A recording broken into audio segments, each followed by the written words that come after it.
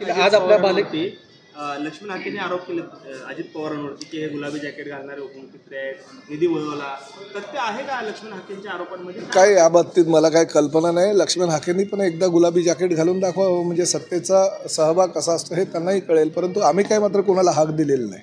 साहेब, खरं तर शिंदेच्या बालेकिल्ल्यात उद्धव बाळासाहेब ठाकरे पक्षाचा जनता दरबार होतोय.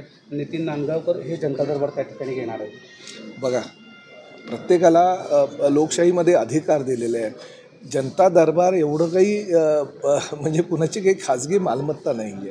कुणी जनता दरबार घ्यावा, लोक दरबार घ्यावा. सर्वसामान्य जनतेचे प्रश्न जे आहेत ते सोडवण्यासाठी जर सर्वसामान्य कार्यकर्त्यांनी पुढाकार घेतला आणि प्रश्न खरोखरच सोडवले, प्रश्न सोडवणं वेगळं आणि प्रश्न सोडवतो हा आव आणणं वेगळं. त्यामुळे मला असं वाटतं की लोकप्रतिनिधी म्हणून आम्ही जी काही दरबार वगैरे घेत असतो आणि त्या दरबाराला सगळ्या अधिकाऱ्यांच्या माध्यमातून आम्ही जनतेला न्याय देत असतो. त्यामुळे उगाच कोणीतरी महापालिकेच्या निवडणुका आल्या म्हणून काहीतरी असं लोकदरबार किंवा जनता दरबाराचा आव आणू नये. परंतु शेवटी लोकशाहीमध्ये सगळ्यांना ते अधिकार दिले. दोन ठाकरे बंधूंच्या एकत्रीकरणाच्या चर्चा बऱ्याच दिवसापासून रंगतायत. ठाकरे गट आणि मनसे एकत्रित येणार. बघा, ठाकरे परिवार असू द्या किंवा पवार परिवार असू द्या, माझं एकच म्हणणं आहे, कौटुंबिक जर जिव्हाळा त्या ठिकाणी होत असेल तर जरूर त्यांनी एकत्र यावा. परंतु आपले कुठल्या गोष्टींमुळे आपण वेगळे झालेलो आहोत.